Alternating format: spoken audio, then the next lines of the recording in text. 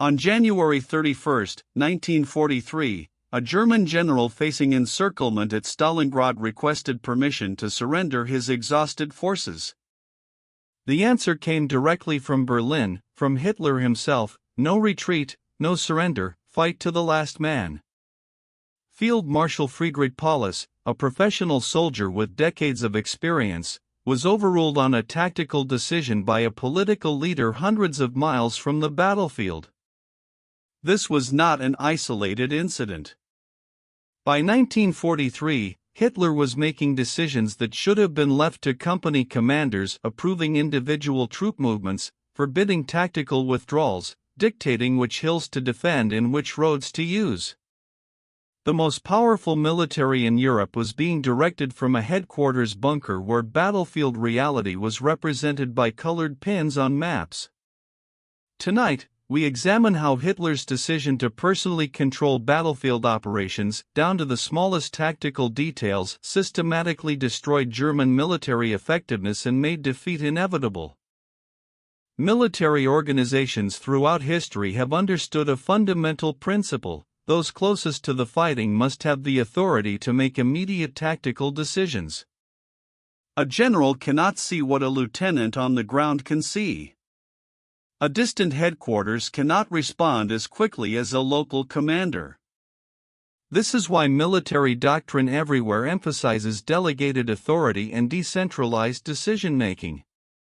Germany's own military tradition, particularly the Prussian concept of Auftragstaktik, mission-type orders, had been built on exactly this principle. Officers were given objectives and the freedom to achieve them using their own judgment.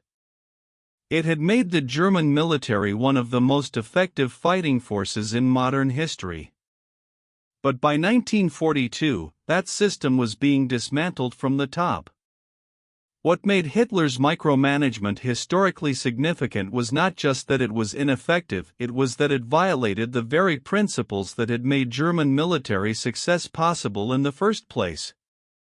This was not evolution or improvement. It was the systematic destruction of proven doctrine. To understand how micromanagement became policy, you have to understand Hitler's relationship with his generals. From the beginning, there was tension. The officer corps represented the old Germany, aristocratic, traditional, bound by professional codes. Hitler represented revolutionary change, political will over professional expertise, and deep suspicion of established institutions. Early in the war, this tension was manageable. Generals planned operations, Hitler approved or modified them, and the system functioned. But with each disagreement, each time a general urged caution and Hitler pushed forward successfully, his confidence in his own military judgment grew while his trust in professional advice diminished. By 1941, Hitler had convinced himself that his political instincts were more valuable than military training. He believed his willpower and revolutionary vision could compensate for what he saw as the overcautious conservatism of professional soldiers. This was not megalomania, it was a worldview built on early victories that seemed to prove traditional military thinking obsolete. Hitler's decision to take direct control of battlefield operations rested on several assumptions. First, that modern communications, telephones, radio, teletype, meant a central commander could direct operations in real time despite distance. Second, that political leadership could see the strategic picture more clearly than field commanders focused on local conditions. Third, that willpower and determination mattered more than tactical flexibility. These assumptions were not entirely without foundation. Modern communications had changed warfare.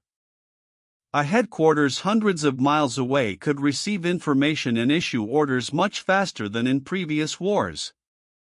And there were cases where Hitler's insistence on holding positions had prevented unnecessary retreats. But there was a critical difference between strategic guidance from central command and tactical micromanagement of individual units. Hitler increasingly failed to recognize this distinction. He began treating division-level movements as if they were national strategy, making decisions about company-level actions as if he were moving armies. The system was not designed for this, and neither was the information he received adequate for such decisions.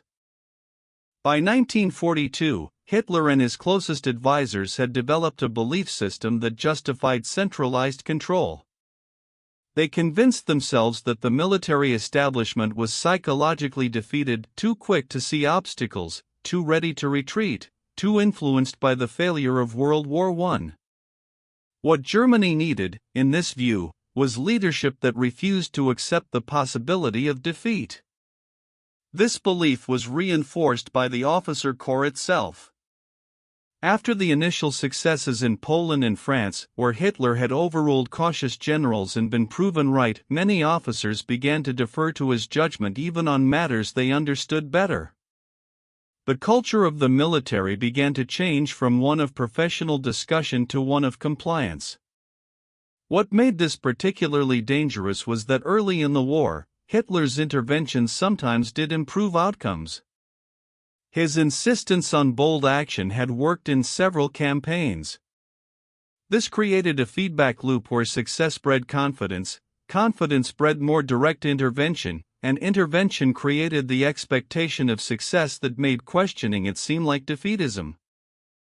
Professional military officers understood the dangers of centralized tactical control. They pointed out that headquarters could not see terrain, could not assess enemy strength firsthand, and could not respond to rapidly changing battlefield conditions as quickly as local commanders. They noted that requiring permission for every significant decision would paralyze operations and forfeit the initiative to the enemy. General Heinz Guderian, one of Germany's most successful commanders, repeatedly argued that tank operations required rapid decision-making at the lowest possible level. Field Marshal Gerd von Rundstedt warned that tying commanders' hands with inflexible orders would lead to unnecessary casualties. These were not theoretical concerns, they were based on professional experience and military doctrine developed over decades. But by late 1941, such warnings were increasingly unwelcome. Officers who pushed back too hard against centralized control found themselves reassigned. Those who complied were promoted. The system created incentives for agreement rather than honest professional advice. And with each passing month, Hitler's control over tactical decisions became more direct and more detailed. The shift to micromanagement accelerated in the winter of 1941 when German forces stalled outside Moscow. Hitler issued his infamous stand fast order: no retreat, no tactical withdrawal, every position to be held regardless of circumstances. In some cases, this prevented panic. In others, it led to units being surrounded and destroyed when they could have withdrawn safely.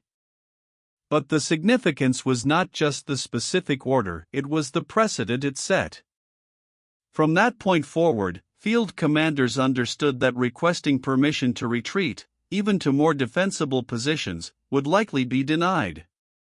Tactical flexibility, the foundation of German military success, was being eliminated by directive. By early 1942, the system was fully operational. Orders for division-level movements required approval from Hitler personally. Company commanders found their tactical decisions being overruled by headquarters staff who had never seen the battlefield. The speed of decision-making, once a German advantage, slowed to match the time it took for requests to travel up the chain of command and orders to travel back down. The stand-fast orders of winter 1941 did prevent some unnecessary retreats. Units that held their ground, despite wanting to withdraw, sometimes found that Soviet offensives exhausted themselves. In these cases, Hitler's refusal to permit retreat appeared vindicated. This reinforced his belief that professional military judgment was overly pessimistic. Throughout 1942, there were instances where Hitler's direct intervention in tactical decisions produced acceptable results. a key position held despite advice to withdraw. An offensive pushed forward when generals urged caution. Each instance strengthened his confidence in personal battlefield direction and weakened the remaining influence of professional military advice. But these apparent successes masked a deeper problem. Commanders were learning not to request permission for necessary actions because permission would be denied. Initiative was being killed at every level. Officers were beginning to make decisions based not on battlefield reality but on what they thought headquarters would approve. The military was becoming reactive, slow, and predictable, exactly what its doctrine said to avoid. By late 1942, the consequences of micromanagement were becoming visible to anyone paying attention. German offensive operations, once characterized by speed and flexibility, were now ponderous and predictable. Defensive operations, once built on tactical withdrawals to stronger positions, were now static and inflexible. The military was fighting the way its doctrine said not to fight. Specific examples multiplied. At Stalingrad, commanders on the ground understood the danger of encirclement but were forbidden to withdraw. In North Africa, Rommel's ability to conduct mobile warfare was hamstrung by detailed instructions from distant headquarters. On the Eastern Front, division commanders who saw opportunities to exploit enemy weaknesses had to wait for approval that came too late or not at all. The German military was still dangerous, it retained tactical proficiency and fighting spirit. But it was operating with systematic handicaps imposed by its own command structure. Every decision delayed was an opportunity lost. Every tactical withdrawal forbidden was a unit needlessly sacrificed.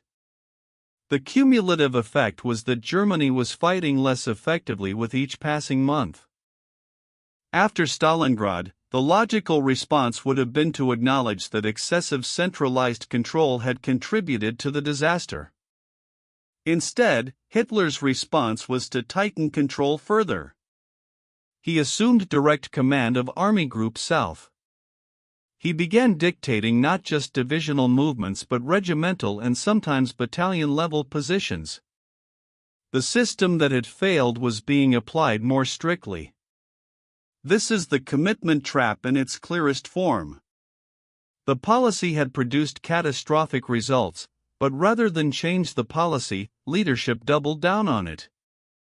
Officers who might have questioned this approach had learned that doing so ended careers. The few who still raised concerns were removed. Those who remained understood that survival required compliance, not competence. By mid-1943, Hitler was personally approving or denying requests for tactical withdrawals involving single companies. He was dictating which specific hills or villages units must hold. He was overruling battalion commanders on matters those commanders understood intimately and he knew only from map representations. The entire German military was now operating at the speed and with the flexibility of a single overtaxed headquarters staff. By 1944, the system had become irreversible. An entire generation of officers had been trained or conditioned to await permission before acting. Junior commanders who might have exercised initiative had learned that doing so was punished. Senior commanders who understood the need for tactical flexibility no longer had the authority to permit it. The German military had become structurally incapable of the kind of warfare that had made it successful. At this point, even if Hitler had wanted to return authority to field commanders, it would have been difficult. The officers who remained had been selected for compliance. Those with independent judgment had been forced out or had learned to suppress it. The entire command culture had been corrupted by years of centralized control. The point of no return was not a single moment but a gradual process that had transformed the military from an institution that prized initiative to one that rewarded obedience. German forces were still fighting, often skillfully, but they were fighting with one hand tied behind their back and the rope was being held by their own headquarters. The battlefield consequences were devastating and consistent. German forces repeatedly failed to withdraw from untenable positions in time, leading to encirclements that could have been avoided. They failed to exploit enemy weaknesses because opportunities disappeared while waiting for permission to act. They failed to concentrate forces at critical points because redeployment required approval that came too slowly or not at all. In Normandy after D-Day, German commanders on the ground understood within hours where the main Allied effort was concentrated. But authority to move reserves to counter it had to come from Hitler's headquarters. By the time permission was granted, the opportunity to contain the invasion had passed. This pattern repeated across every front. Tactical awareness without tactical authority proved worthless. By 1945, the gap between what German units could see and what they could do had become unbridgeable. Company commanders watched enemy movements, understood what needed to be done, and had to watch opportunities slip away while they waited for permission from headquarters that knew less and decided slower. The micromanagement that was supposed to ensure nothing went wrong had guaranteed that nothing could go right. Allied intelligence quickly recognized the opportunity that German centralized control created. Intercepted communications revealed a command structure where tactical decisions were being made hundreds of miles from the battlefield. Analysis of German responses showed predictable delays between Allied actions and German reactions. This was exploitable. Allied commanders began planning operations specifically to exploit German inflexibility. They would launch feints to fix German forces in place, knowing that those forces could not be redeployed without permission from distant headquarters. They would identify moments of opportunity when rapid action could achieve objectives before German command structure could respond. British and American field commanders, operating with far more tactical autonomy than their German counterparts, could make decisions and execute them faster than the German system could process the threat. Soviet commanders, once they understood the pattern, learned to strike at points where German units needed permission to maneuver but couldn't get it in time. The micromanagement that was supposed to ensure perfect control had made German forces predictable and slow. The micromanagement extended beyond purely battlefield operations into logistics and production. Hitler involved himself in decisions about which equipment to produce, which units to prioritize for replacements, and how resources should be allocated.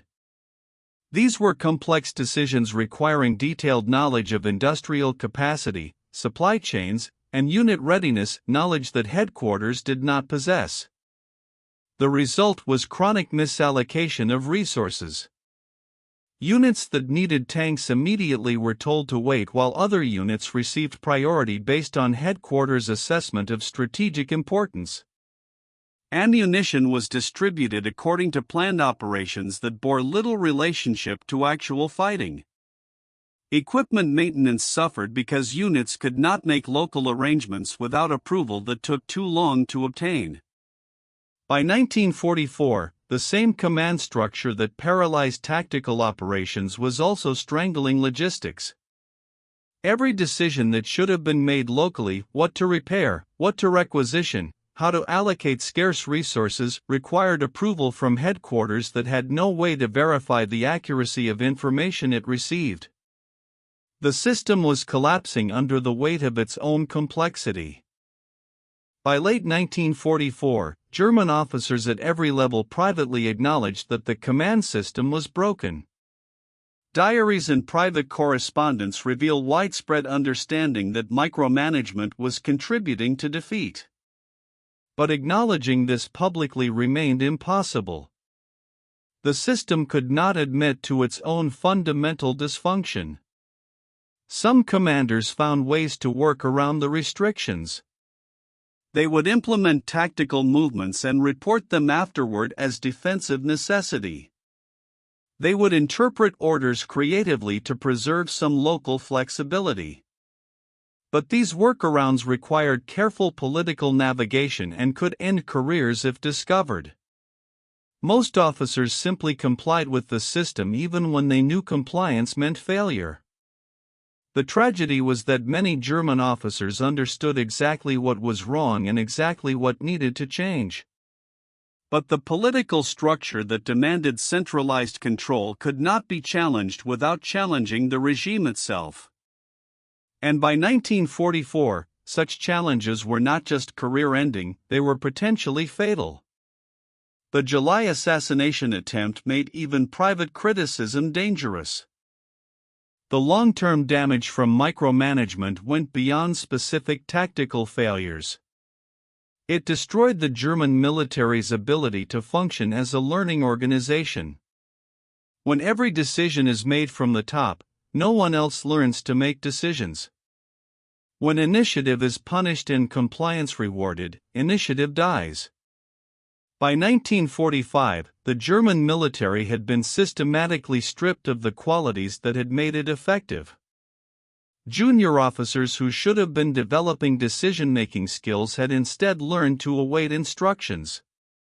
Mid-level commanders who should have been exercising tactical judgment had instead become transmission belts for headquarters orders. Senior commanders who should have been thinking strategically had become managers of impossibly detailed tactical restrictions. This was not damage that could be quickly repaired. It takes years to develop competent military leaders. Germany had spent those years teaching its officers not to lead. Even if the war had somehow continued, even if resources had been available, the command culture had been so thoroughly corrupted that effective military operations would have required rebuilding the entire system from scratch. Historians examining German defeat consistently identify micromanagement as one of the critical failures that made that defeat inevitable. Some argue it was the decisive factor that German forces, even with resource disadvantages, could have fought far more effectively with proper command structure. Others see it as one of several compounding failures. But none dispute that it severely degraded military effectiveness. What makes this case particularly instructive is how clearly it demonstrates the consequences of violating established military principles. Germany began the war with one of the most sophisticated command doctrines ever developed: Auftragstaktik, mission-type orders, decentralized execution.